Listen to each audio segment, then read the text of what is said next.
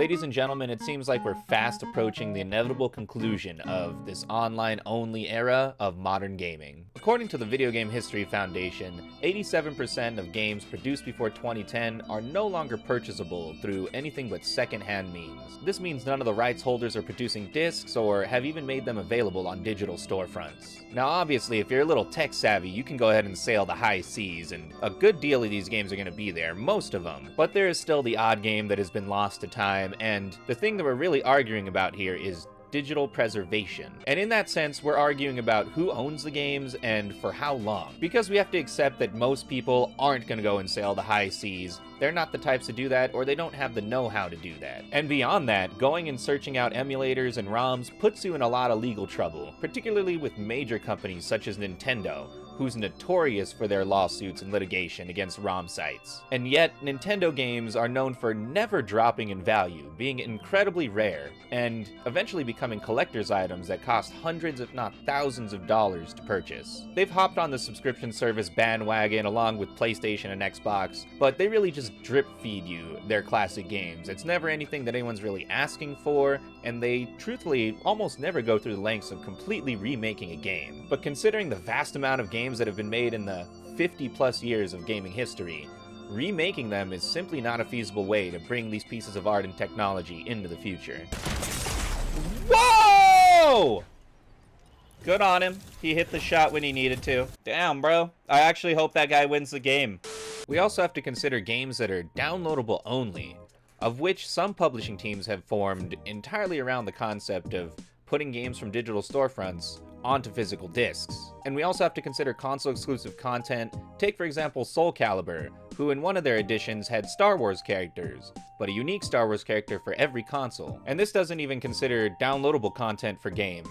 The example I like to use is with Mass Effect. When they went to make the Legendary Edition of the game, the supposedly complete version with everything that's ever been created around Mass Effect, they found out that they had lost a DLC to the original Mass Effect game. Just gone. Poof, in the wind. And while it wasn't that substantial a piece of content, in the age of live services and digital-only games, where most consumers are actually purchasing their games through digital storefronts, it's going to be very easy to lose things to time if they're not future-proofed, if they're not backed up correctly.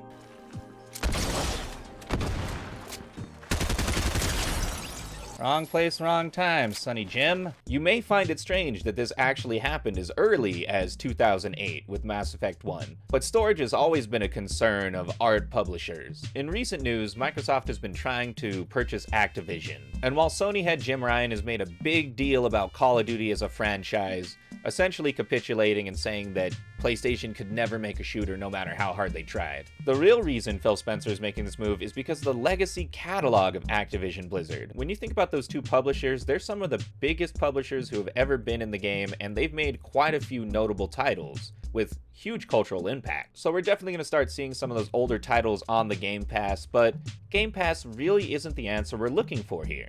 It's a paid subscription service. The real question is, how long can a publisher hold on to a certain piece of technology or a certain game? Because many of these games have artistic and technological merit and have contributed to human culture in general. Something like Tetris will readily be acknowledged as a piece of art, an important piece of Soviet history, but at what point does it become freeware so that everyone has a chance to experience and modify it?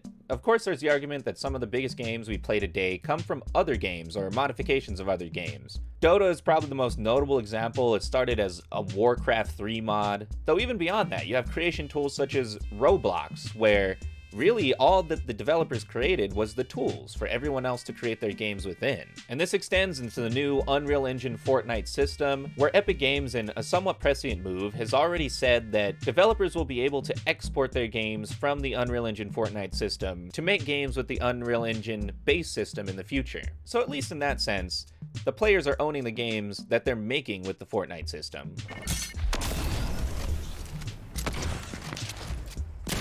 Let's go, baby! Yeah, there's your win, Baba. There's your brother man win. That guy hopped on my car with the drum shotgun. I was all like, this is gonna be dicey, bro. This is gonna be so dicey. I also want to make a quick note of a cool story I found about some scientists that took a bunch of rat nerves and trained it how to play Doom. So essentially they have a bunch of brain cells, the equivalent intelligence of, say, an insect, and they've actually trained it to play really simple video games.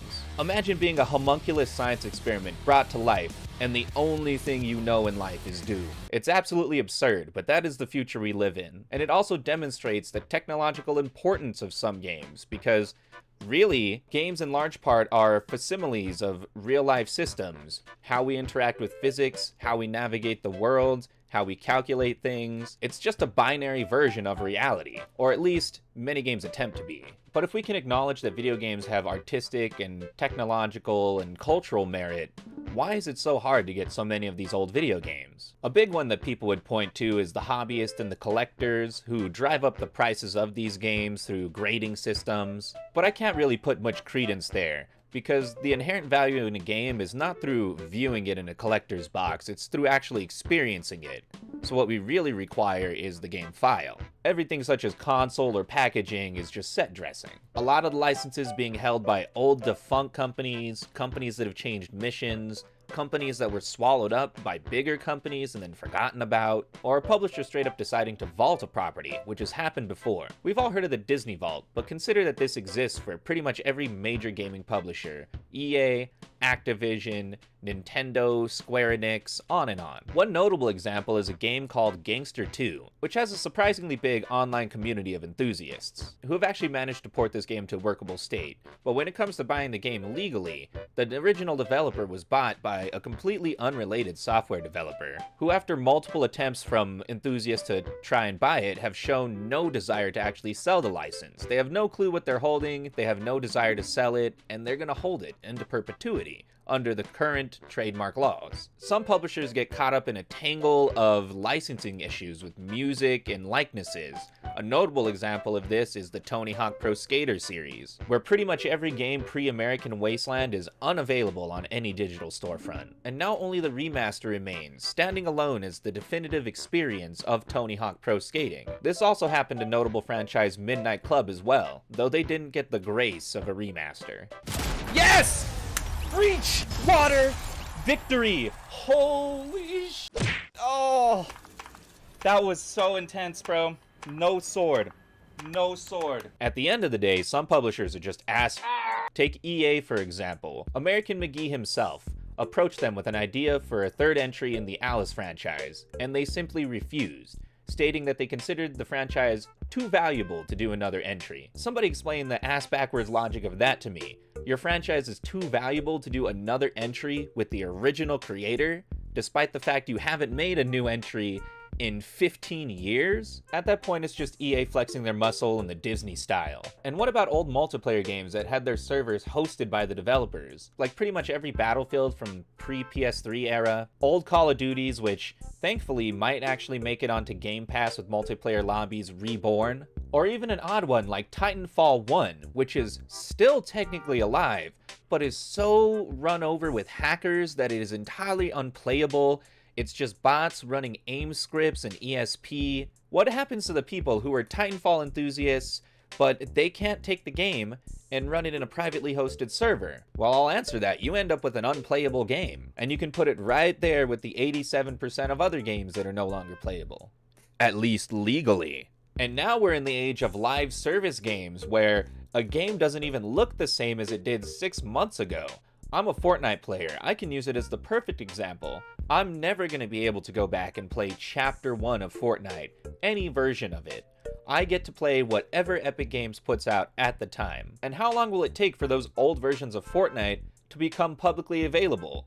And will the files even exist at that point? Will we ever be able to see Chapter 1 Fortnite again? That is a real question. Yeah, with the headshot snipe, let's go. Mwah! Beautiful. Now you got some licensed poachers going out there buying up the cult classics like System Shock, but the sheer volume of cult classics within gaming is far too much for the manpower required. And one existential crisis that I have to mention is DRM, which as a practice ties games to computer systems and processes that ultimately become outmoded as computing progresses. So what begins as a barrier to piracy, hoping to make the publisher a couple extra bucks, eventually makes the game unplayable on modern systems. And that's when you have to start running emulators just to play games, whether you obtain them legally or not. Now, I feel like Microsoft is actually on a pretty good path with this. They've worked to make their consoles and their PC systems universal, so whether you upgrade your console or you go to PC, you still have the same profile with the same games.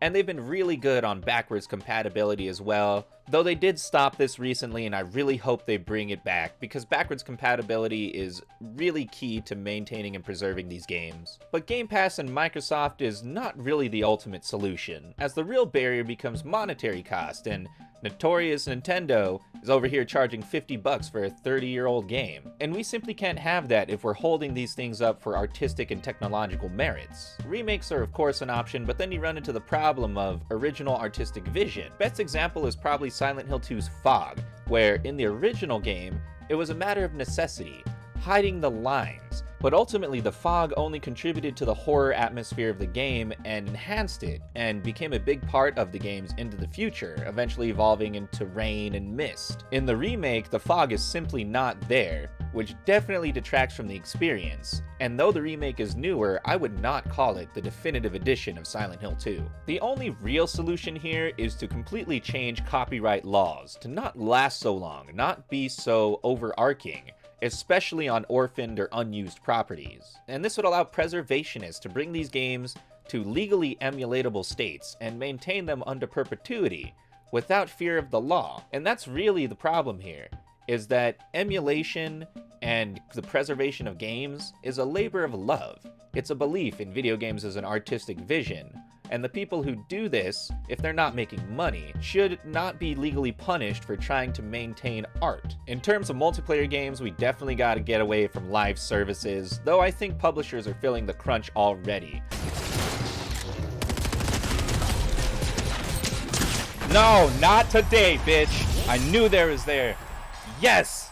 10 limbs on that one too. Citadel dub. Solo. So many games have come out and failed, been shut down within a year, and it's ultimately shown that multiplayer games are a gamble. You may end up with a billion-dollar franchise like Fortnite, or you may end up with something that nobody plays that shuts down in 8 months. Bring back peer-to-peer hosting and custom games, at least as an option. Emulation is ultimately gonna be the answer, and it has so many benefits to the user experience. You, the consumer, person watching my video, should care about this. When you emulate a game, you often have better performance, custom controls, save stating, modding of the game, and many other things that enhance your experience. History should determine the value of a piece of art and technology, not arbitrary copyright laws that are writ up by lawyers and big money. The things that shape human culture are sometimes not readily apparent, and it often takes time and pressure to reveal those diamonds. But if we're not vigilant, those diamonds can end up buried under the bedrock of history.